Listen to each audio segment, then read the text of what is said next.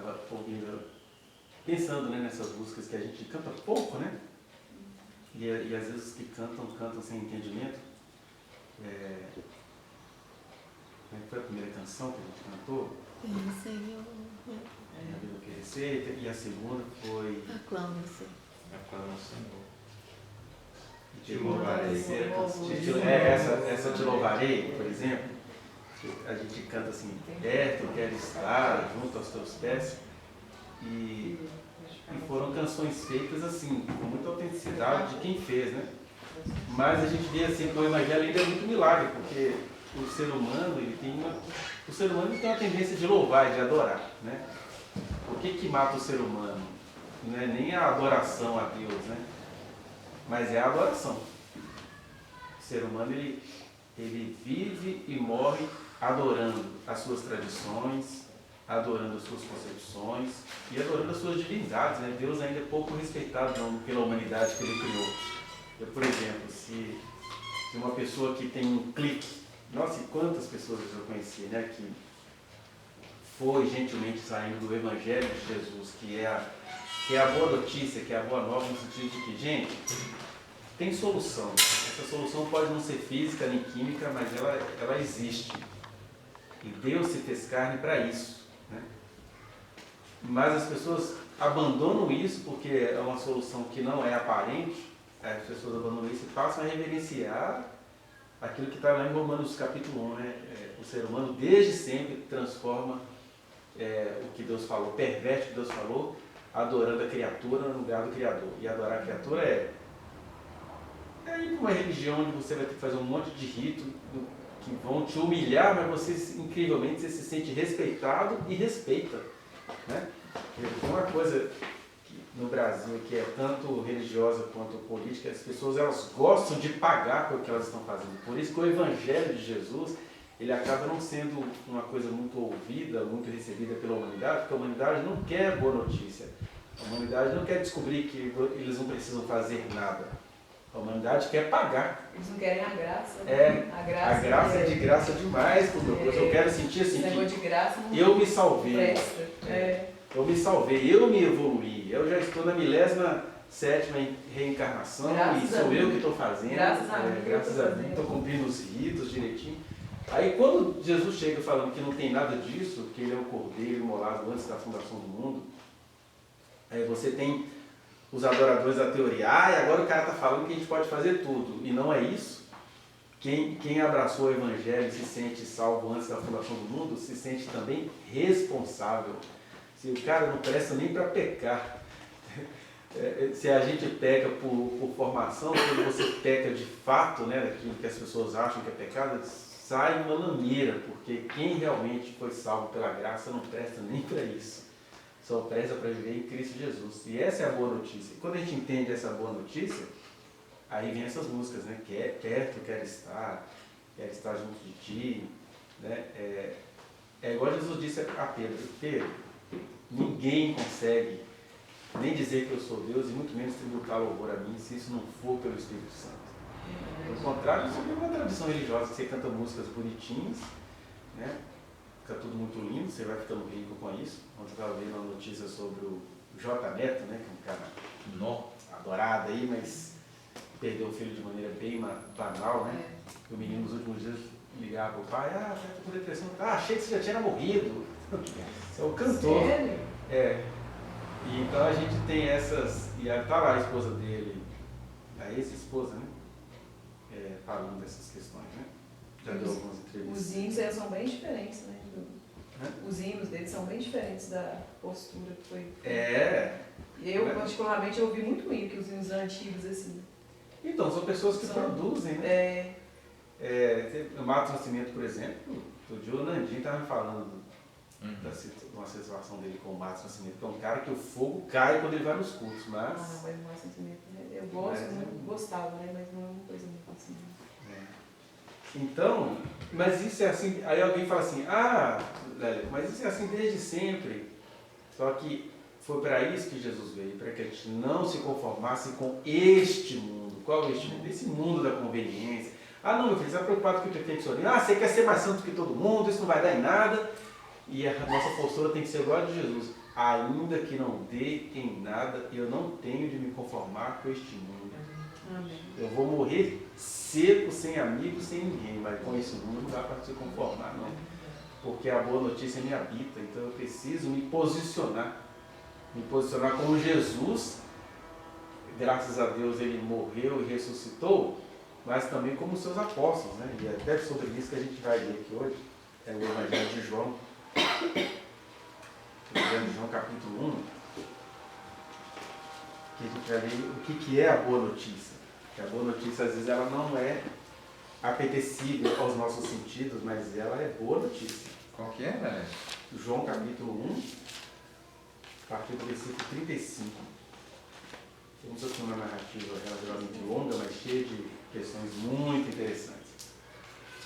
Que é quando, depois que Jesus foi batizado, e a gente estava vendo no passado sobre o batismo de Jesus, é legal que o João, quando ele está escrevendo sobre o batismo de Jesus, ele não fala do batismo em si, que é isso que a gente gosta. Ah, Jesus entrou na água, e saiu, e falou em línguas e tal. É isso que as nossas traduções gostam, não tem nenhum problema a gente gostar disso.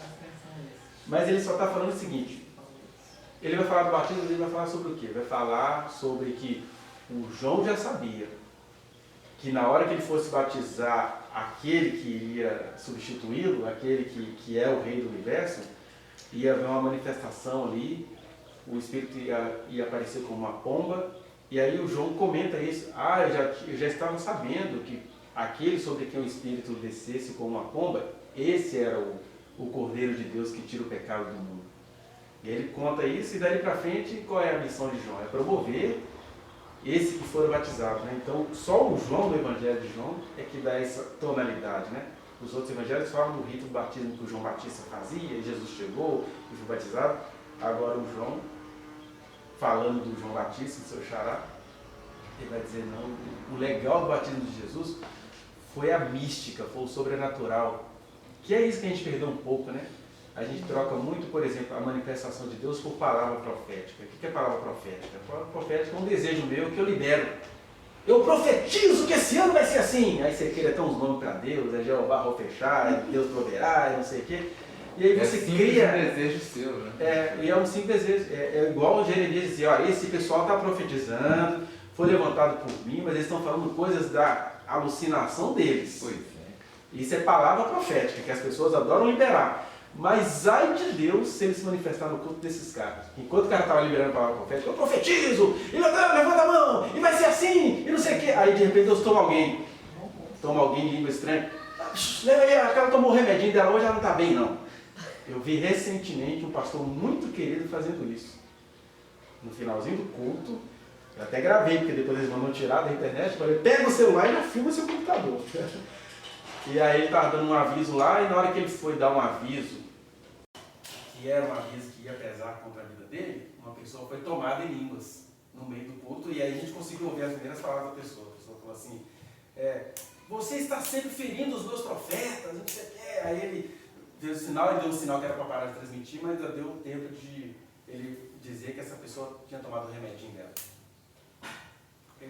Por que as pessoas atraem juízo sobre si? Então, essa é a diferença entre palavra profética e a profecia, a mística. Né? Porque o João, por exemplo, Jesus disse, o João não fez nenhum milagre, ou seja, ele não soltou língua estranha em público, ele não converteu todo mundo na magia, todo mundo fecha os olhos, agora só quem crê comigo, mergulha no Jordão. Nada disso. Jesus falou, João de fato não fez nenhum milagre, mas não tem profeta maior do que João Batista.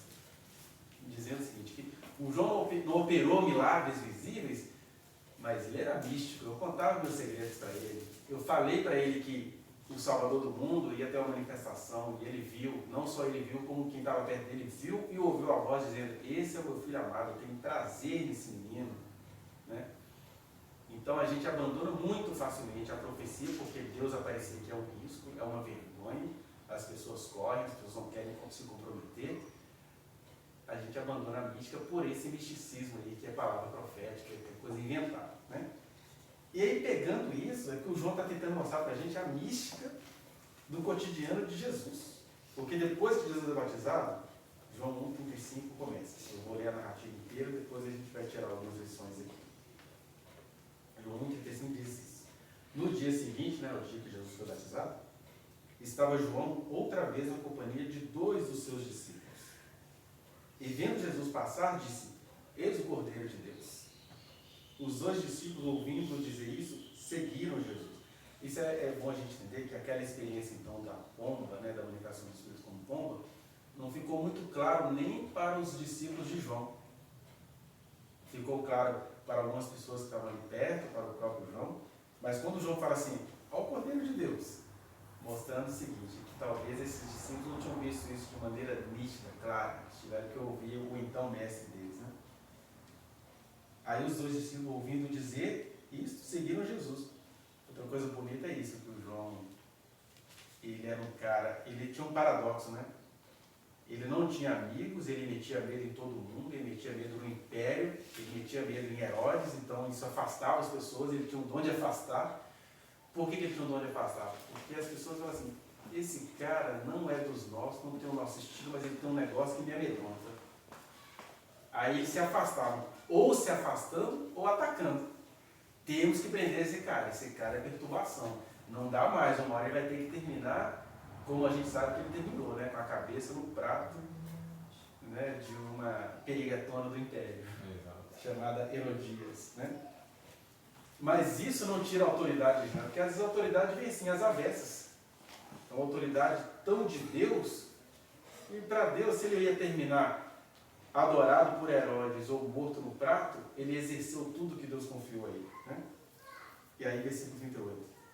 Eu estou falando dessa autoridade porque os discípulos, quando viram a autoridade de João de falar, ó, o Cordeiro de Deus, o que eles fizeram? Então vamos para o Cordeiro de Deus. E entendemos a sua autoridade. Você não é o Cordeiro. João, a gente estava com você aqui até hoje, foi muito bonito, foi muito gostoso, foi muito interessante. Por isso que a gente tem que ter esse desprendimento, né? A gente sempre quer ser adorado. Aliás, cristão tem essa mania de ficar assim, primeiro aceita Jesus, depois quer ficar cuidando da própria alma. Não, é a minha história. E tudo que eu fiz até aqui, eu tenho história de andar, tem que ter cacife para andar com Jesus. O João está assim, não, gente, Jesus apareceu, acabou o meu cacife. Olha o Cordeiro de Deus. E aí aqueles meninos que vinham seguindo o João desde a sua infância, falaram assim, João, foi bom, estamos indo. E aí passaram a seguir Jesus. E aí versículo 38. E Jesus, voltando e vendo que o seguiam, porque o texto é um texto. Você tem que imaginar um cenário. Aí lá vai. A gente vai ficar sabendo daqui a pouco que foi o André, né? É o André e o João. O João nunca conta que ele estava no BO, ele vai contar só no final do livro. Aí tá lá o André e o João, escritor. E eles devem ter chegado, tipo, Cordeiro, é ele. Ele é o cara que ele está. Esse é o cara que João vinha falando com a gente, sei lá, 20 anos falando desse cara. E ele tá aí. Se o João falou que é ele, é ele. Né? E aí Jesus olha assim, o que vocês estão querendo? Claro que Jesus já sabia o que eles estavam querendo. Deus sabe de todas essas coisas, Deus sabe o que a gente quer. Mas a gente não sabe o que a gente quer. E aí não adianta vir com esse negócio de calvinismo e arminianismo. Deus sabe de todas as coisas, então ninguém precisa buscar nada. E o armínio. Olha, Deus sabe, mas não tanto assim. Você tem que insistir, tem que bater, tem que querer. Não, pega os dois, amarra os dois que dá tudo certo. O Deus soberano, ele é tão Deus que ele sabe das nossas necessidades, ele sabe que nem a gente sabe das nossas necessidades. Então, mesmo ele sabendo de tudo, ele vai chegar e vai falar, o que você está querendo? Porque ele sabe o que você está querendo, mas você não sabe. Por isso que no Evangelho tem muito essa questão da palavra, né? Pelas tuas palavras serás julgado, pelas tuas palavras serás condenado. Que não é nenhum poder de palavra, no sentido de aquilo que está no meu coração vaza nas palavras. A psicanálise mostra muito isso, né? É lá na sessãozinha, na associação livre, que as palavras vão delatando o que está no seu inconsciente. E Deus, que entende muito de inconsciente, fala assim, você quer o que você quer? Aí lá vem Jesus com as suas perguntas retóricas, né? Vendo que o seguiam, disse, o que vocês buscam? Disseram-lhe, Rabi, onde assistes? E aí tinha essa expressão, né, aramaica para mestre. Tinha o Machia, tinha o Rabi, na verdade Rabi significaria mesmo ó reverendíssimo, né, ilustríssimo Senhor, soberano, e era assim que os fariseus gostavam de ser chamados. Ele está assim, se a gente tem que chamar fariseu de soberano, de excelentíssimo, de reverendo, se o João falou que esse aqui é o Salvador do mundo, Rabi. Onde assistes, né? Onde é que você fica? O que você faz? Onde você mora? Respondeu-lhes, vinde e vede. Porque o Evangelho traz isso para a gente. A gente não precisa de fazer curso para crer em Jesus. Eles já vinham tendo informação com João Batista. E aí para Jesus não tem preparatório. Não tem, olha, primeiro vocês vão ter que passar no protocolo ali. Você tem que ver se você está qualificado. Não, só vem. Venham que vocês vão ver quem que eu sou, o que eu faço. E já, quando a gente vai, a gente já está seguindo, né? Foram, pois, e viram onde Jesus estava morando. E ficaram com ele aquele dia, sendo mais ou menos a hora 10ª, que é umas 16 horas. Então, às 4 horas da tarde, eles ficaram ali com Jesus. E aí o João não vai contar o teor da conversa. Possivelmente, às vezes, não teve conversa. Tipo assim, quem já esteve diante de alguém que admira muito, sabe que não rola muita conversa nessas horas, só rola plenitude, né? Ou é igual duas pessoas que se gostam, que se amam, e aí você conversa tudo de longe, mas na hora que você está na presença, acabou o assunto. Aí você está ali, você está pleno. E aí os dois discípulos, que já iam se tornando apóstolos, né? Eles estamos aqui com o cara. 4 horas da tarde, ou seja, é a hora que as pessoas começam a se recolher para dormir. E aí ele vai dizer, ele não vai falar muita conversa, vai falar das personagens. Era André, irmão de Simão Pedro, um dos dois. Ele não está falando que era o André e o Pedro, está falando que o André era um, e esse André era irmão de Simão Pedro. Um dos dois, o outro ele vai falar quem é, que a gente vai saber que era ele, o João, né? Que tinham ouvido o testemunho de João e seguido Jesus. E aqui é legal a gente ir começando a discernir esses nomes, porque nós temos aqui várias questões de autoridade dos dias de Jesus, que são mostradas aqui, que a gente não valoriza muito essa autoridade, mas a gente usa essa tradição da pior maneira possível. Então a primeira tradição que a gente tem aqui é a tradição do nome. O que é André? André é um nome, sobretudo, grego, né? O que é Andros no grego? O que é uma pessoa andrógena? Então André é o quê? É o macho, é o másculo. Então o primeiro discípulo de Jesus, narrado aqui, é o másculo, é o homem, é o Andros, é o que vai dar origem à palavra antropos também, né? E aí André, irmão de Simão, um dos dois que tinha ouvido o testemunho e seguido Jesus, ele achou primeiro seu próprio irmão Simão, a quem disse, achamos o Messias, que quer dizer Cristo.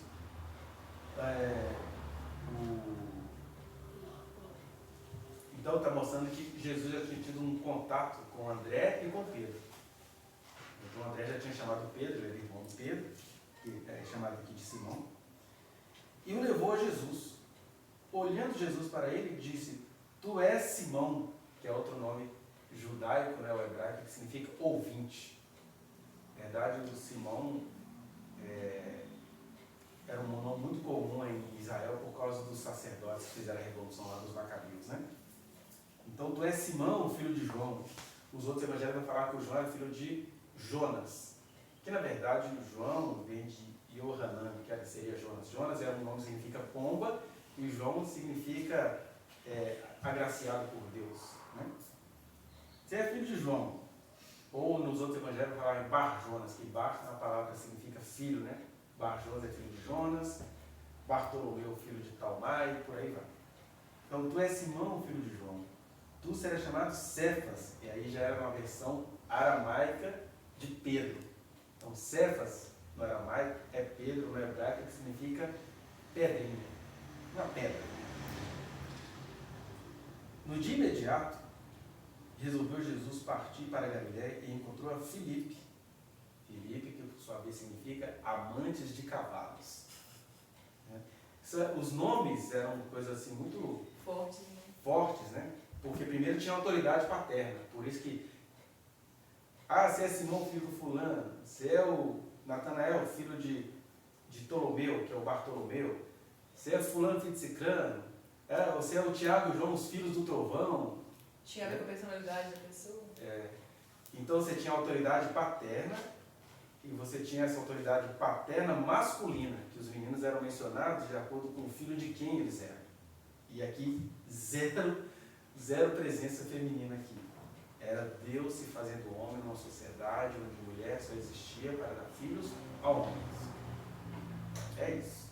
E aqui eu não estou falando mal da Bíblia, só estou dizendo que essa era a realidade. A Bíblia estava retratando essa realidade. Né? Aí, o Filipe, que era um amante de cavalos, era um homem que gostava de animais de grandes portes, era de Betsaida. Betsaida também é um lugar, porque a gente fala que os primeiros discípulos de Jesus eram pescadores, né? Então a palavra Betsaida significa casa da pesca. Então só tinha ali a peãozada que pescava, né? Que sonhava em ser adestrador de cavalos, que eram másculos, né? Andros, André, que eram ouvintes, Simão. E aí, Filipe era de Betsaida, cidade de André e de Pedro. Filipe encontrou Natanael e disse: achamos aquele de que Moisés escreveu na lei e a quem se referiram os profetas, Jesus, o Nazareno, filho de José. Perguntou-lhe Natanael, que por sua vez significa dom de Deus. Muito parecido com João, né? Natanael: de Nazaré pode sair alguma coisa boa? Respondeu-lhe Filipe: vem ver. Jesus viu Natanael aproximar-se e disse a seu respeito: eis um verdadeiro israelita em que não há dolo. Você disse: poxa, esse cara é gente boa, né? Ele realmente é um presente de Deus, porque a gente tem que pensar, gente, que eles eram pescadores, eles eram discípulos de João, pelo menos fica muito claro que o André, o Pedro e o João eram discípulos de João Batista, e que possivelmente eles recebiam muitas recriminações. Né? Primeira recriminação: meu filho, a vida é dura, você fica aí estudando com esse João aí, quem dá crédito para esse João? Então, primeira recriminação. Segundo, pescador não podia pensar não. Aliás, a gente está aqui em pleno Império Romano, que tinha herdado o Império Grego, e o Império Grego ele era dividido entre os trabalhadores e os escolásticos. Né? A própria palavra escola vem de ócio. O que é ócio? Existem pessoas que nasceram com o privilégio de ficarem à toa para poderem pensar. Então tinha a turma dos que pensavam, que era a escola, e tinha a turma dos que trabalhavam. Tinha que trabalhar para os que pensavam. E aí você tem pescadores pensando, esperando o Messias. Aí você é um ator, está esperando o Messias, meu filho. Que Messias? Vamos trabalhar! Trabalhar que a vida é dura. Fica aí lendo Bíblia. E aí Jesus chega, possivelmente dizendo isso para um homem que o viu como um vagabundo, porque o Natanael, que na verdade é o Bartolomeu, o Natanael era chamado de filho do Ptolomeu, o Bartolomeu. E aí o Natanael, que deveria estar ralando, pescando, sendo carpinteiro, ele ficava debaixo de uma figueira estudando, que era assim que se fazia as autoridades teológicas e filosóficas de Israel. Aí o que Jesus vai dizer? Você está achando que você é vagabundo? Você não tem dolo?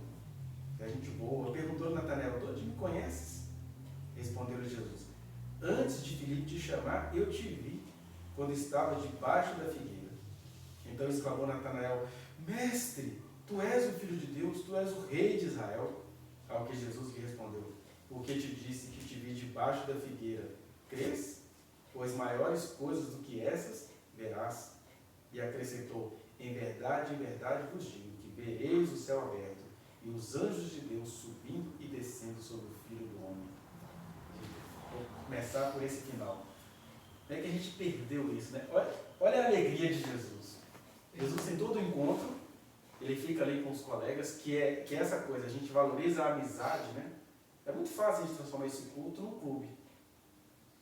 E aí, essa é uma das minhas tormentas pessoais. Jesus, eu não tenho carisma, eu não consigo fazer amigos, eu não consigo fazer as pessoas virem aqui porque tem uma palavra que fala assim: nossa, eu preciso voltar lá, esse cara é muito legal. Não tem.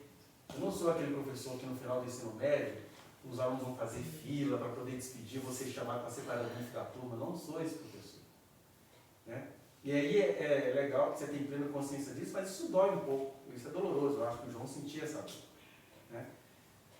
João sente essa dor e às vezes você recebe esse recado: olha, vai acontecer isso por causa do que você falou, mas só que você não vai ver essa glória. Você vai morrer sozinho. que era mais ou menos essa questão do João Batista, né? Não que eu me sinta um João Batista, no máximo eu sinto feliz porque eu sei que eu sou habitado pelo mesmo espírito do João Batista. Essa é a minha alegria, mas ser igual a ele, jamais. Eu até brinco com as pessoas, Alex, você é muito corajoso, eu já fui mais. Hoje eu me sinto um velho bicicletano muito covarde, muito idiotado. Às vezes a gente tem uma personalidade justa. Eu não sou um cara ousado, mas eu não suporto injustiça. Então, por exemplo, neste momento, eu estou lá com um BO sério na Secretaria de Educação, porque eu tive que reunir muitas informações, fundamentar todas elas.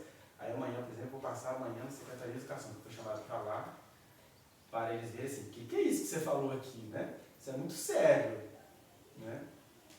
Isso, certamente vou ser processado por alguém. Só que eu vou olhando essas coisas todas, a minha pergunta é, eu estou cumprindo o meu objetivo de cidadão, mas o que isso tem a ver com o reino de Deus, com aquilo para o que eu fui chamado, né? Eu tenho que cumprir meus ritos como cidadão. Eu sou um ser humano que sempre valorizo a coisa pública. Eu sei que a gente tem uma discussão política idiota no nosso país, de achar que coisa pública é coisa de vagabundo. E aí eu estou na coisa pública e aí eu preciso denunciar os vagabundos. Vagabundos são pessoas muito gente boa, são pessoas que têm as habilidades que eu não tenho, são pessoas carismáticas, reúnem pessoas, daqui a pouco vão ser governadores, presidentes, não sei o quê, para acabarem com a coisa pública, né? E o fato de Deus não ser chamado para o reino de Deus não nos deveria tirar essa percepção de que a coisa pública tem de ser pública. Se eu pago imposto, eu preciso sim de uma educação pública de qualidade. Se eu pago imposto e o aluno está me pedindo ajuda, eu preciso acudir sim. É por causa disso que eles chamam de picuinha, porque o doente sou eu.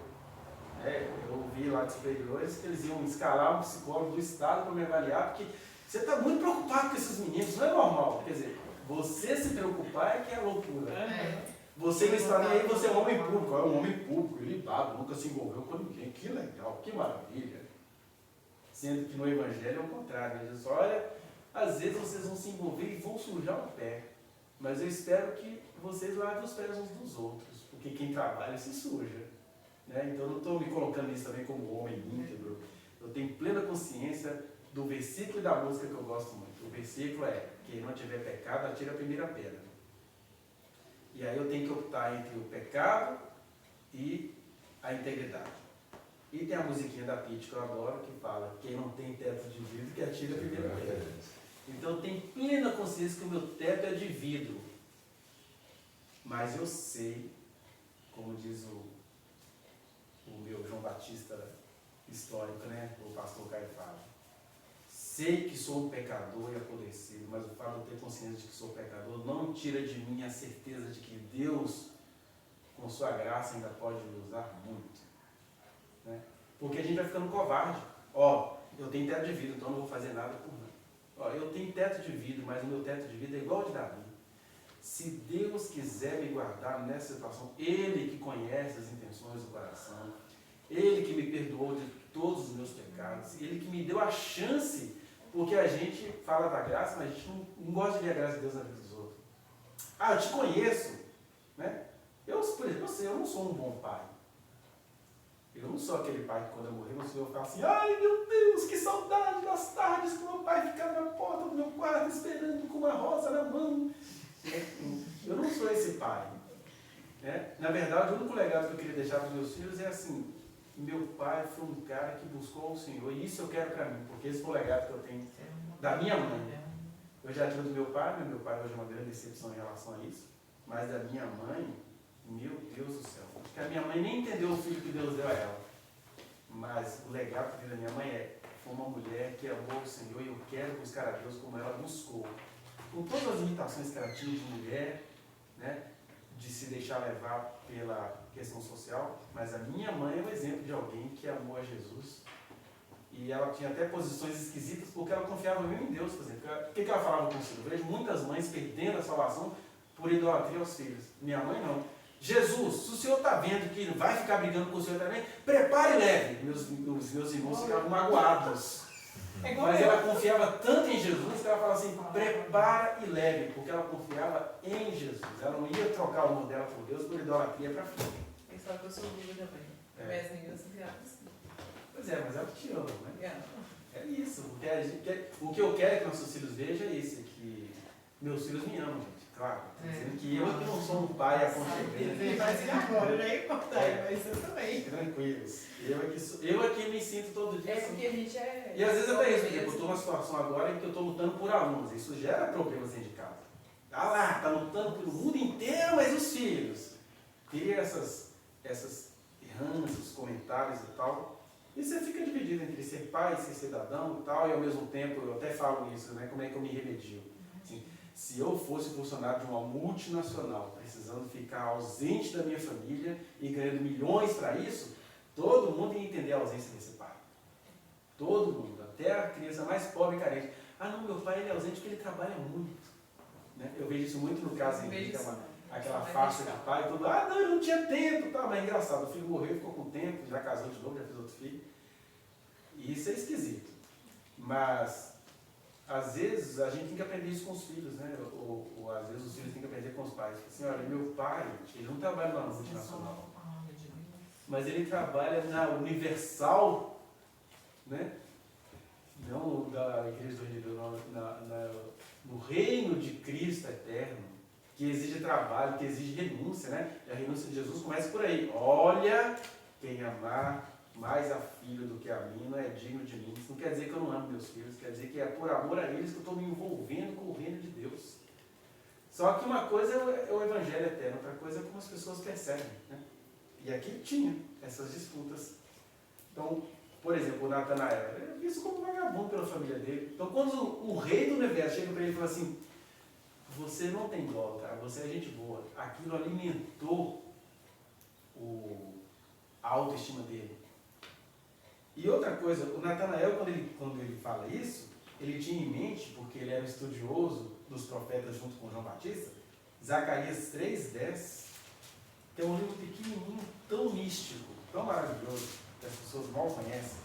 Mas Zacarias 3,10 diz assim, Zacarias tentando instigar o Josué e o Zorobabel, aí ele fala assim, vou ler a partir do versículo 8, profeta Zacarias. Ouve, pois, Josué, sumo sacerdote, tu e teus companheiros que se assentam diante de ti, porque são homens de presságio. O que é isso? Sabe isso que vocês estão vivendo aqui, 500 anos? Daqui a 500 anos, no ano 500 e pouco, né? Daqui a 500 anos isso vai acontecer, vocês são presságios, vocês estão só prefigurando para este povo agora o que vai vir lá na frente. Aí você tem o presságio e tem o pós-ságio. Porque o João Batista não existe mais, mas Deus continua levantando os seus João Batistas para ser homens que metem medo em tudo quanto é lugar, mas que não vão levar glória nenhuma em relação a isso. Aí vocês são homens de presságio. Eis que eu farei vir o meu servo, o renovo, ao Natanael. E essas coisas, tá? Esperando o servo, o renovo. Porque eis aqui a pedra que pus diante de Josué. Sobre esta pedra única estão 7 olhos. Eis que eu a lavrarei da sua escultura. A sua escultura, diz o Senhor dos Exércitos, e tirarei a iniquidade da terra num só dia. Aí que vem o Natanael aqui. Naquele dia, diz o Senhor dos Exércitos, cada um de vós convidará o seu próximo para debaixo da vide e para debaixo da figueira. Então, quando o cara está lá debaixo da figueira, está escrito em Zacarias que o Messias vai me achar debaixo da figueira. Aí Jesus fala, eu te vi quando você estava lá debaixo da figueira. Pronto, encontrou Zacarias com João Batista, com o cara que é chamado de à toa. Assim, então eu não estava à toa. Porque esperar o Messias parece coisa de gente à toa, né? O cara ficou o dia inteiro lendo, escrevendo, sem escrever nada, nem produziu. O irmão mais novo dele já é diretor não sei do que, já tem isso, já tem aquilo. E assim, eu só estava trabalhando para a vida eterna. Porque a gente está lendo essas palavras aqui, um suposto à toa teve que escrever essas palavras. Né? Mas João está contando a historinha de Jesus, fica lá, narrando o evangelho, dizendo que evangelho, me deu dinheiro, o que eu ganhei com isso? Que é assim que os cristãos capitalistas de hoje dizem. E aí quando Jesus fala para Natanael, eu te vi debaixo da figueira, é como se ele estivesse falando para a gente, você está sofrendo de amor, é? Muito legal. Eu vi a sua dor e eu sofri por amor, eu sei o que é isso. Você está aí envolvido com denúncia, não sei do que, está todo mundo achando que você é doido? Eu estou vendo a sua dignidade. Né? Porque a gente vai trocando rapidinho a glória de Deus por essas glórias terrenas. Quais são as glórias terrenas? Eu quero morrer como o melhor pai. Eu quero morrer como uma mãe que ninguém queria ter igual. Eu quero ser o melhor nisso. Eu quero ser o melhor naquilo. Eu quero ser o melhor em Cristo. Eu quero ser o melhor sendo aquilo que Cristo trouxe para mim. Né? Então o Evangelho é isso, porque na medida que o Evangelho ele vai sendo vivido e contado, ele vai trazendo esses conflitos, vai puxando isso. E aí a gente vai tendo rispidez, que esses meninos aqui ainda vão brigar muito nesses 3 anos. Né? A gente começa com Pedro, André, Tiago e João. Mas depois quem é que foi ao monte ver Jesus conversando com Elias e Moisés? Pedro, Tiago e João. Então o André, que foi o divulgador, já não estava ali entre aqueles 3. Mas isso não diz nada sobre o caráter de nenhum deles, só diz sobre a graça de Deus que revela o que quiser a quem quiser. Né? Então, por exemplo, o André fez Pedro chegar a Jesus. Mas o Pedro aqui se tornou uma figura icônica, né, na história da igreja. Por isso Jesus já muda o nome dele. O seu nome é Simão? É o ouvinte? Você não vai ser ouvinte não, você vai ser postura, pedra. Ninguém te arreda. Você vai ser pedra, é o primeiro de uma construção eterna. Né? Tanto é que o apóstolo Paulo vai dizer isso. O Evangelho, né, ele é firmado naquilo que foi dito aos profetas e apóstolos. Né? Então Pedro é essa pedra que faz a ligação entre os profetas e os apóstolos. E os profetas estão aqui o tempo inteiro. Ó. Os apóstolos não viveram nada sem terem consultado os profetas. Então, eu acho legal o João ter narrado isso aqui, porque acho que nem o João sabia, isso aqui é só uma memória. Que memória? Isso aqui é mensagem. Eu estava dizendo nos domingos anteriores que o João está mostrando o tempo inteiro que o verbo era Deus. E o verbo, mais do que a palavra eterna de Deus, é uma mensagem. E mensagem significa, vocês não podem me cristalizar nisso aqui. O que a gente faz? Nós vamos fazer agora o culto de Natanael. Vai ficar todo mundo na figueira até ser cheio do Espírito Santo. Isso é cristalizar.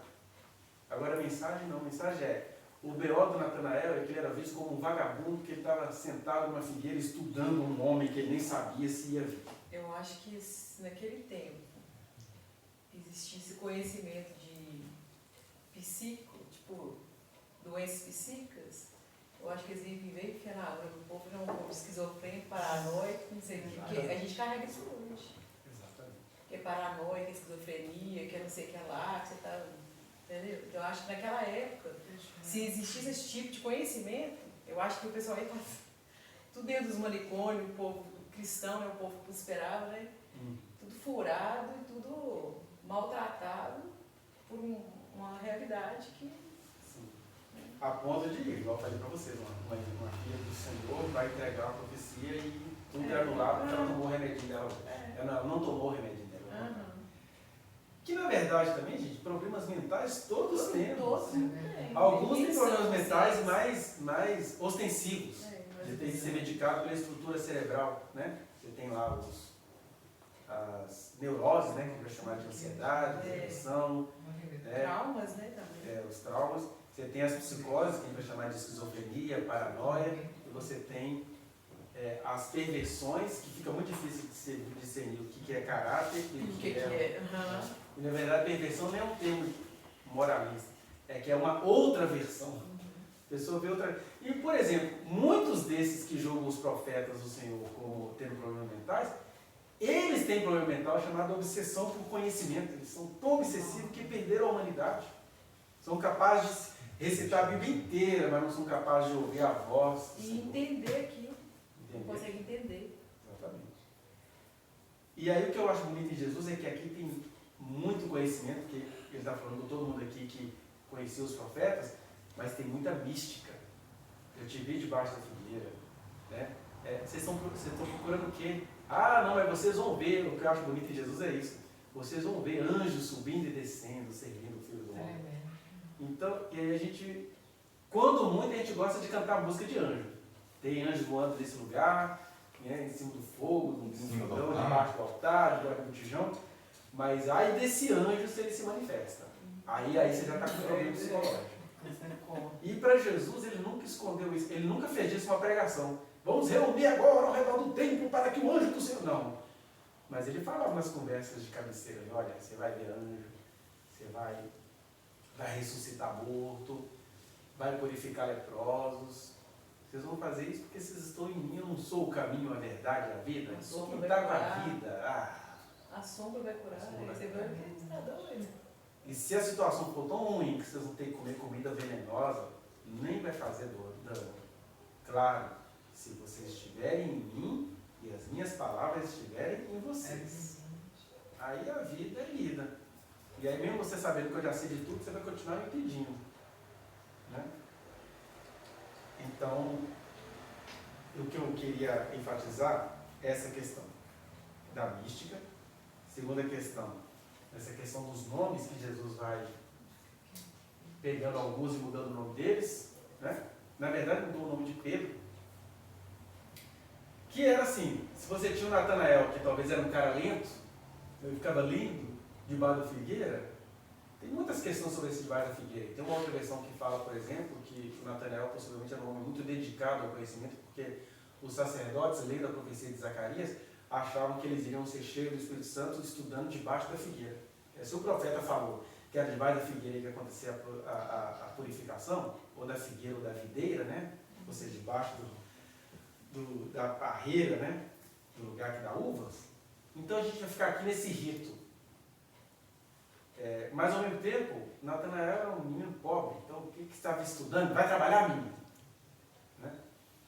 E uma outra versão fala que, pelo fato de aquilo ali ter tantas guerras entre os Seleucidas e os Ptolomeus, até hoje, né, aquele terreno maldito lá de Canaã, aí vinha o pessoal da Síria e acabava com todo mundo ali. Aí depois, quando esse pessoal achava que estava bom, vinha o pessoal do Egito, né, os Ptolomeus, e subia acabando com todo mundo. Por isso que quando o Filho do Homem vem na Galileia, ele vai encontrar tantos coxos, aleijados, cegos, porque qualquer período de paz vinha o pessoal e esmagava aquela gente. E aí o que eles faziam?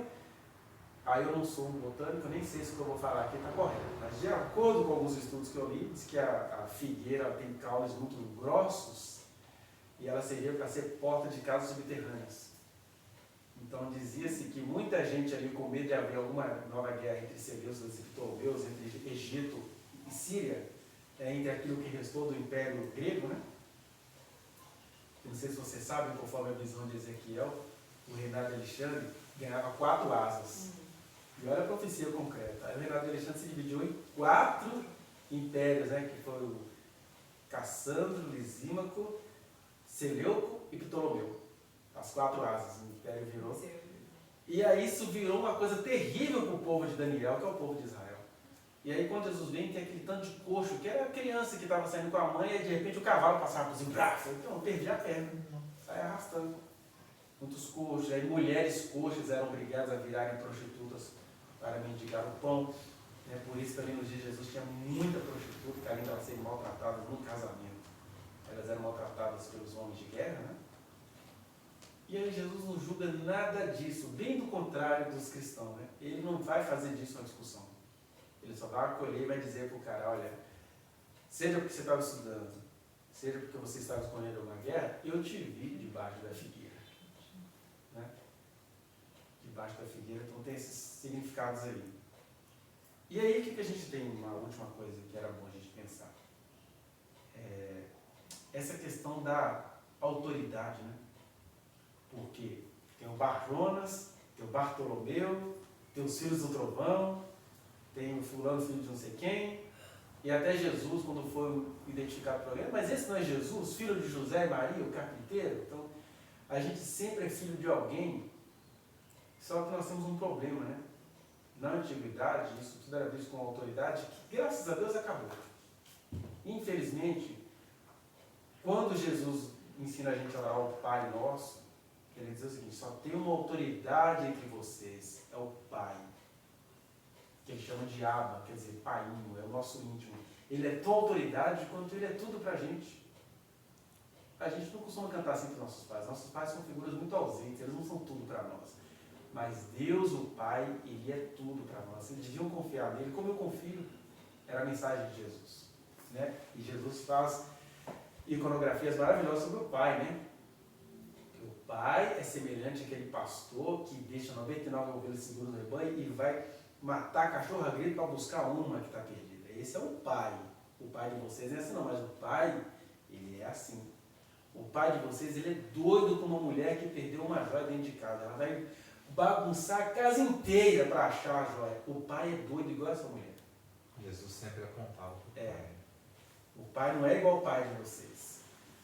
O pai é igual o pai do filho pródigo. Ô pai, pô, você até cheio da grana, eu quero a minha herança. O que o pai faz? Ele não dá herança só para o filho pródigo, não. Ele lhes repartiu os haveres. Ele dá a herança para o filho que se foi e deu a herança para o filho que ficou. O pai é extravagante assim. E quando o filho volta, ele não tem que entrar para curso de batismo, não. O filho volta, tem festa, o filho é anel, tal. Aí o outro filho fica com ciúme. Ah, não matando uma cabrita para mim. Que matar cabrita? Isso tudo é seu. Você já é o imperador, Adriano. Você é o imperador. Está com inveja do quê? O outro vai ter festa porque não tinha nada, você já tem tudo. E aí o pai é tão amoroso que deixa o filho Mauricinho desapontado e faz festa com o malandrão. E o pai, ele é tão extravagante que quando o pecador se arrepende, ele faz festa no céu, né? Que os anjos dançam por um pecador que se arrepende.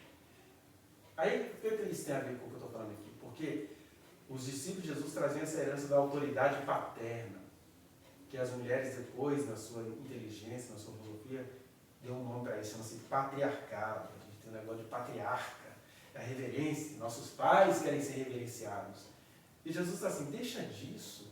No meu reino, por causa de mim, há filhos que vão matar seus pais e há pais que vão matar seus filhos, porque em mim todas as relações estão relativizadas. Em mim só existe um. E ele vai dizer isso. A ninguém chameis Senhor, porque só um é o Senhor de vocês, é o Pai de vocês, é o Mestre de vocês. E é isso que faz o Pedro, a pedra, endurecer diante das autoridades paternais e dizer, olha, importa-nos antes obedecer a Deus do que aos homens. Mesmo você sendo enviado de Deus, eu tenho que obedecer a quem enviou vocês, não a vocês. Porque se são enviados de Deus, mas querem fazer coisas com as quais Deus não concorda, é aí onde que eu estou querendo chegar aqui. Que apesar do Bar Jonas, do Bartolomeu, dos filhos do trovão, a mensagem de Deus hoje é honrar é melhor do que obedecer. Quando o Natanael estava lá debaixo da figueira, fazendo alguma coisa que a família dele não concordava, ele estava honrando essa família. A gente tem essa coisa, né? Por exemplo, vou para uma reunião amanhã que eles vão instalar uma comissão de conciliação. O que é isso? Vamos fazer uma aliança. A última igreja que eu congreguei tinha essa história. Mas, Alexandre, eu falei para você fazer uma aliança com o pastor fulano. E eu falava, gente, eu só tenho uma aliança aqui com Jesus. Se o pastor fulano tem uma aliança com Jesus, nós estamos aliançados. Mas se não, a divisão está posta. Porque vai instalar uma comissão de conciliação. E aí eu tenho todo o amor do mundo para me conciliar com quem quer que seja. Agora, o que significa conciliação? É que eu vou ter que andar no taco daqueles que estão molestando outros? Não vai haver conciliação. Quem te ensinou isso? Jesus ensinou que honrar é muito mais do que obedecer. Ele honrou tanto o pai e a mãe dele, que quando ele tinha 12 anos, ele deixou o pai e a mãe procurando ele 3 dias e 3 noites, por um bom motivo, né? Adolescentes rebeldes adoram pegar essas palavras para fazerem covardia com o pai e mãe, mas o que Jesus fez foi: meu filho, diz Maria, você não viu que a gente estava te procurando 3 dias, né? Ele não viu. Por quê? Mãe, você não viu que eu estava aqui na casa do meu pai? Aí, em nome de honrar a mãe dele, Jesus teve que desapontá-la. Porque às vezes a mãe ama tanto o filho prometido que não suporta vê-lo conversando com os doutores. Que fica magoado com a dor dela. 3 dias que a gente está procurando ele, gente. Vocês não sabem o que são 3 dias procurando um menino de 12 anos, né? Não tinha luz da Semig, tinha que ficar hospedado na casa de alguém, tinha que esperar a hora passar, não tinha WhatsApp, não tinha nada disso. Mas eu acho bonito em Maria que ela conversa com o filho. Porque hoje em dia, se o menino sumir 1 hora, vai ser espancado. É como o nosso país espanca crianças em nome de objetivos pessoais. E aí, eu falo isso para adolescente. Não adianta falar que a minha mensagem é perigosa, porque eu falo, olha, a sua palavra, a sua ousadia é a sua salvação. Porque geralmente o adolescente, quando faz isso, ele se sente culpado em relação ao pai e à mãe. Mas essa é a sua sobrevivência. É você questionar sua mãe porque ela está te espancando, porque você demorou a chegar 1 hora, ela está te espancando por causa disso. Pode questionar. É claro, quando esse adolescente se encontra com Jesus. Porque a referência de tudo que a gente está dizendo aqui é Jesus, que ensinou a gente a honrar mais do que obedecer. Se eu fosse um filho obediente ao meu pai, eu nem estaria aqui falando com vocês. Não que meu pai fosse contra o meu ministério, mas é porque eu sou contra o ministério que ele fantasiou para mim. Um homem que sabe celebrar ceia, batizar, que tem sabedoria. A palavra sabedoria está me dando medo, né? Sabedoria e prudência. Porque geralmente sabedoria, na mente das pessoas, é esperteza. É aquele cara que sabe deixar tudo no jeitinho. Ai, ficou bom para mim. E a prudência é covardia. Você está vendo a pessoa sangrando, mas para não ficar mal para você, você não vai socorrer. Né? E às vezes, quando você realmente é impedido de fazer isso, você tem de gerar uma coisa que é prudente. Falar, não socorri por causa disso, disso e disso. Aí a pessoa chama você de rebelde, mas não é. É prudência. Mas as pessoas pegam muito sabedoria e prudência como omissão, né? Fica estranho de ser humano assim. As pessoas são educadas para quê? Para ter medo. Eu espanco minha mulher, que depois que eu dou um soco na boca, nunca mais ela fez isso. Que bonito. Bem-aventurada é a criança que mesmo com a boca espancada vai botar a boca para falar. Porque é como se Deus estivesse dizendo para a mamãe, mamãe, procura ajuda. Tanto a minha quanto a psicológica. Por quê? Por que a sua filha não pode pensar? Por que a sua filha não pode questionar? Às vezes a filha está falando uma besteira. Que ela está falando de alguma coisa que ela não sabe, mas tenta entender de onde ela está falando. Né? Que você precisa silenciar, mesmo que o próprio filho faça a interpretação errada disso, porque a gente está muito preocupado com manter o controle, né? Que controle, gente? Paz seja convosco. Controle sou eu que tenho que ter na sua vida. Você para de querer controlar a vida. Controle a vida do seu filho, da sua filha, do que ele pensa, do que ela fala, está em mim. E aí tem uns que querem o controle do autoritarismo, outros que querem o controle do bondadismo. Ai, não, vou fazer tudo que eles fazem, não quero ser da turma. Cuidado, porque Mateus 10, 34 ou 39. Quem ama a mãe mais do que a mim não é digno de mim. Quem ama filho mais do que a mim não é digno de mim. E quem não toma sua cruz e não me segue, não é digno de mim. Porque você entender o que é o amor a Deus, você entender o que é honrar, vai fazer você muitas vezes se sentir desonrado. Como assim que eu sou bom nisso aqui? Ninguém me chama para nada. Meu filho, é igual o Hebreus diz, ele não fez caso da ignomínia. O que é isso? Jesus não se importou com o desprezo. Ele sabia que ele tinha muito a oferecer. Então apenas seja. Nunca fui chamado para seja. Aí pior é que às vezes você nunca é chamado para nada, mas quando você está cumprindo aquilo que você sabe que você pode oferecer, aí você é criminalizado naquilo. Seja. Sem pedir licença, igual Jesus. Eu acho bonito demais Jesus. Fazendo o que ele podia fazer como ser humano em relação às mulheres. Ele foi limitado, mas ele fez o que ele pôde. O que Jesus fez em relação às mulheres? Conversou com a samaritana sem pedir licença, mesmo escandalizando os seus apóstolos. Deixou uma mulher pega em flagrante adultério, escapar da morte, mesmo aquilo escandalizando os seus apóstolos. Né? Ele se deixou banhar com as lágrimas de uma mulher bonita e gostosa, porque ela era uma mulher de vida duvidosa, que entrou numa festa onde tinha muitos homens, e entrou lá e começou a chorar nos pés de Jesus. E depois que ela chora, ela começa a beijar os pés de Jesus, enxugá-lo com seus cabelos. Olha que imprudência desse homem. Que imprudência. É porque naquele momento você tem que escolher ou entre acolher aquela vida, ou entre ficar bem com a turma da religião que estava te fiscalizando. É verdade. Aí a prudência que te manda naquele momento é a prudência do Pai que está no céu, não do que a sociedade quer. Porque aquilo já é um debate religioso, claro, um debate depois da lascívia. Aqueles homens que estavam lá viram Jesus assim, meu Deus, eu preciso confessar que se era no meu pé eu não dava conta. Eu não dava conta. Mas disse que é profeta. Profeta, eu falei, se o senhor fosse profeta, o senhor saberia quem é essa mulher aí. E isso é porque não teve coragem de dizer outra coisa. Senhor, o Você é profeta? É muito para papai, sim. Essa mulher bonitona com esse cabelão enxugando seu pé. Por isso que ele era também chamado de eunuco, porque tinha manifestações públicas com mulheres das quais ele não estava se aproveitando. Ah, isso me pega a mulher. Isso é o eunuco, que era o nome romântico de Israel para viadinho. A gente acha que o eunuco é só um homem que não se casou. Porque em Israel, um homem que não se casava era visto como menos homem. Por isso que ele também era visto como um homem santo. O que é um homem santo? É um homem que não é macho. Então, macho nunca ia se converter. Porque macho não dá conta, macho pega. Tipo um homem frágil, né? Esse é efeminado. Tem até aquele fruto do Espírito chamado longanimidade, que a palavra original é o queijudo no Nordeste. O que é o queijudo no Nordeste? Aquele homem que ele é tão bonzinho com as mulheres que o sêmen dele se transformava em queijo. Ia para o cérebro, se transformava em queijo e ficava pastel. É o que as meninas hoje falam, ele é tão legal, mas não tem pegada. Pronto, é o queijudo, é Jesus. Conversa com todo mundo, mas não pega ninguém. Pronto. Mas isso no mundão meio pesado hoje, ainda tem isso, esse negócio de, virou crente e ó, não, acabou tudo, não sei o quê. Tipo assim, entendeu? O pessoal fala assim, mundão. E aí o crente, que não é igual a Natanael, né, não espera Jesus vir conversar com ele, ele parte para essa pegação, né?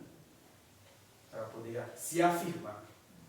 Por isso que em Jesus, terminando aqui, a frase é: se você quer conhecer acerca do Evangelho, da minha doutrina, faça a vontade desse Pai que eu acabei de revelar a vocês. Está lá em João 7,17, né?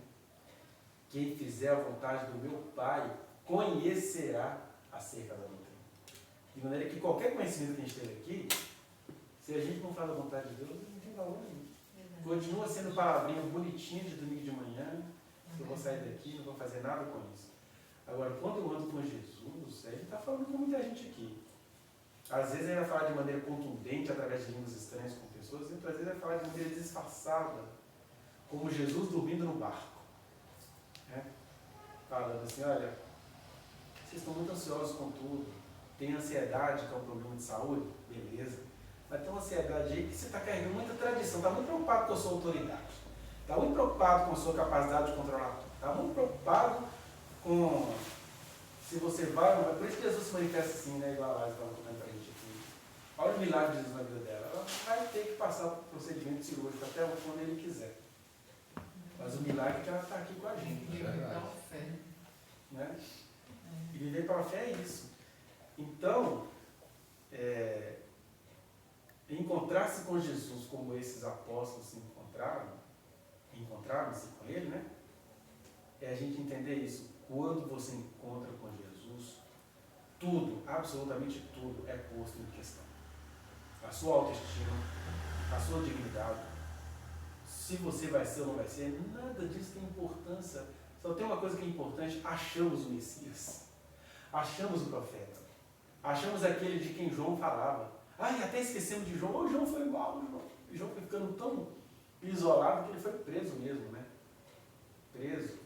E ao que tudo indica, o próprio Deus, quando se fez homem, não foi visitá-lo na prisão. Não era possível. Mas Deus, com todo o poder, foi visitar João? Então, a gente vive conforme a gente consegue. Ele profetizou sobre ele, esperou. Deu testemunho. Nem ficou tão perto, naquele momento. Né? E o próprio João, porque somos humanos, né? O próprio João, uma hora, teve uma crise de identidade em relação a Jesus. Assim, aqui, vai lá saber se é ele mesmo, ou se eu tenho que esperar o outro, porque eu acho que Jesus está fazendo umas coisas que escandalizou até o João Batista. Acontece com todo mundo. Aí pronto. Aí ele falou, aí disse que os discípulos de João chegaram. Pergunta lá se é ele mesmo, porque, João, você é um homem muito ético, muito na sua. Mas o Jesus, ele está conversando com uma mulherada aí, é só gente de aparência ruim, meu filho. Ele está pegando em leproso. E o João foi, né, doutrinado nas questões sacerdotais. Jesus era o puro. O Ezequiel não ia dar conta de Jesus. Porque Ezequiel profetizou que ele não ia se contaminar, que ele não ia pegar em prostitutas. E aí, para que serve a nossa humanidade? Só para a gente fazer a vontade de Deus, porque o Ezequiel que profetizou viu a profecia dele se cumprindo lá na glória, porque aqui no terreno ele não iria aguentar. Até mesmo porque é individual, né? Tipo assim, o chamado de cada um individual. Sim. A uns uma calça jeans é pecado.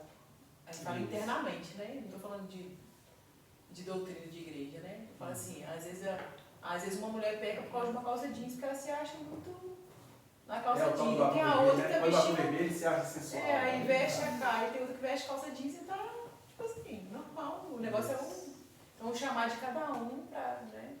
Pra suportar aquilo que. O espinho na cara, né? Cada um tem seu espinho na cara, né? Que é o chamado, a consciência, o horizonte. Por exemplo, na cabeça de Ezequiel, ele não iria admitir que pudesse existir um homem que se contaminasse sem se contaminar. Porque na cabeça dele, ele estava profetizando para um monte de sacerdotes que estavam se prostituindo no templo. Ele não conseguia ver a possibilidade disso. Mas é tão legal assim, entender essas questões psicológicas, porque é a mesma coisa que a gente deveria adotar em relação ao apóstolo Paulo, quando o apóstolo Paulo fala, por exemplo, de determinado tipo de homoafetividade, que era que ele via nos dias dele. O que era a homoafetividade nos dias do apóstolo Paulo? Promiscuidade. Era só coisa pesada. O Paulo não vislumbrou que o Espírito Santo ia avançar tanto na humanidade, que a humanidade ia entender outras coisas. Por exemplo, eu sei que a igreja tem dificuldade com a sexualidade das pessoas. Mas isso não significa que Deus não tem um monte de gente LGBT que é dele. Um monte de João Batista LGBT. Eu tenho um segredo só com você. Mas eu não te dei o chamado para o público, não, que esse público não vai te aguentar. Mas o que você fizesse era feito. Né? Então, mas é que o Paulo falou isso. Mas é que o Paulo falou dentro daquilo que ele conseguia enxergar. Por isso que o Evangelho é mensagem. A mensagem que o Paulo conseguia suportar era aquela. As pessoas querem que Deus faça, que Deus tenha bruxos, né? O que é bruxo? É aquele que já sabe o que vai acontecer daqui a 1000 anos. Não, o Paulo sabia o que ia acontecer em relação ao Evangelho. Agora, sobre os escândalos pessoais dele, é porque era o horizonte que ele tinha. Você não sabe o que é habitar no Império Romano, onde domingo de manhã estava todo mundo deitado em cima do próprio vômito. Porque no sábado à noite tinha os bacanais. O que eram os bacanais? Primeiro usava-se máscara, ou seja, todo mundo mal intencionado. Segundo, tinha o divã nasce do bacanal. Né? O que era o divã? Aquela cama meio inclinada. De um lado você tinha muitos pratos de comidas que te eram oferecidos, e do outro lado você tinha a pia para vomitar. E como você estava cheio de vinho e comida, você comia. E aí todo mundo, como diz a música do Leonardo Cristudos, não são cristãos, né? Era um mexe-mexe, todo mundo apronta, faz o que dá conta, é um beija-beija, e nessa peleja que não sou santo, também estou no meio. É o bacanão. Mas engraçado, o Leonardo é conservador, mas canta esse tipo de música. Né? Porque conservadorismo na vida dos outros é reflexo. Né? Então, a gente tem isso, a gente perde a mensagem por causa dessas questõezinhas pequenininhas. Deus tenha muitos discípulos, cada discípulo bizarro. Né? Quando Deus fala pra gente, igual Deus falou pra mim, não, eu vou converter seus filhos, mas não é do jeito que você pensa. Pronto, eu já estou em paz. Porque eu sei como é que Deus me converteu. E até para finalizar mesmo, de verdade, eu estava lembrando aqui do apóstolo Rina, né, que é o fundador da Bola de Neve. A morte dele causou muita comoção, porque ele já tinha umas polêmicas que o cercavam, mas assim, puxa, um homem de 51 anos, um ano mais velho que eu, um homem de 51 anos, que tinha mais de 500 igrejas espalhadas pelo mundo, e ele era tão empenhado, tão correndo atrás. E aí aqui eu não estou falando da salvação dele, não. Estou falando de uma conduta, né? Aí eu fui ver a última entrevista que ele concedeu antes de morrer. Aí você começa a entender alguns textos bíblicos que falam assim, que Deus sabe livrar os seus dos dias maus. Né? É verdade. Que Deus arranca o justo, né, antes que ele se torne perverso. Porque tem o ministério que o Rina teve, ele era um homem de Deus. Do jeito que ele conseguia ser, mas ele era. Agora eu vi que, quando eu vi a entrevista, foi uma entrevista tão deprimente do ponto de vista do evangélico, assim, acho que Deus olhou assim e falou, não, eu vou ter que recolher o meu filho. Porque ele estava enfeitiçado demais com as teorias da conspiração. E como ele tinha um poder de ter 500 e tantas igrejas, ele podia realmente começar um movimento que ia prejudicar a obra do Espírito Santo. Então Deus fala assim, vem pra cá, filhinho, já deu, que a pessoa tem uma determinação. Assim, eu vejo Deus recolher muita gente assim, que fica com essa determinação, com as alucinações. Né? Eu vi muita gente no meio da pandemia morrendo porque estava sendo comunando com essas pessoas que agora estão começando a ser presas. Eu assim, como assim com uma pessoa tão de Deus está acreditando nessa pessoa aí que é a mentira em pessoa? Aí Deus, vem, não vai perseverar. Vem pra mim, senão eu vou te perder pra isso aí. Aí eu levo. E aí, só complementando o raciocínio aqui, né? Porque na entrevista que ele deu com Inteligência Limitada, ele começa a mostrar assim, que, por exemplo, isso que eu falei aqui agora, de que Deus tem muitos João Batistas, LGBTs. Na cabeça do Rina, eu sou o infiltrado do esquerdismo, comunismo no mundo. E eu não tenho nada com esse pessoal, não tenho aliança nenhuma com isso. Só estou falando da palavra de Deus, que é mensagem para alguém aqui que precisa ouvir. Eu não tenho nem compromisso eterno com o que eu estou falando aqui. Eu tenho compromisso com o que está sendo dito aqui. Que Deus, Ele tem os seus discípulos, Ele tem os seus filhos, por mais bizarro que eles nos pareçam. E aí para o Rina e para esse pessoal, que o Trump tinha que ser eleito para acabar com não sei o quê, para fazer não sei o quê. Aí misturou o evangelho com um monte de alucinação política e ideológica. E aí vai dando uma dor no coração, porque você vê que é um homem bom que está falando ali. O Rina, ele era um homem bom. Aí Deus o recolheu, agora a igreja está brigando, porque me parece que ele tinha uma boa relação com a ex-esposa dele, parece que é digno que ela seja presidente da igreja, porque isso é contrato, né? Aí tá aquela briga toda hora. Aí parece que na sexta eles tomaram a igreja dela, aí acho que o outro juiz terminou que a igreja bota para a mão dela. Dessa briga. Mas aí, o homem bem intencionado que estava se deixando levar por essas alucinações, teve que ser tirado. Mas qual que é a paz que a gente tem nisso? É porque ele já passou da morte para a vida. Ele está lá no céu assim, agora eu estou entendendo tudo. Ai meu Deus, manda alguém lá para falar que isso tudo era alucinação. Pensando, fique em paz. Na verdade, eu estou pensando disso, porque ela não tem essa perturbação, né? Mas eu creio que Deus às vezes nos dá alguns flashes para dizer assim, Rina, te mostrar que eu tenho um compromisso com quem eu chamei. Né? E aí o Rina vai ver assim, olha, agora eu estou entendendo tudo. E aí Deus tem os seus aqui. Ele não vai precisar de ninguém vindo além para falar nada. Ele tem os seus aqui.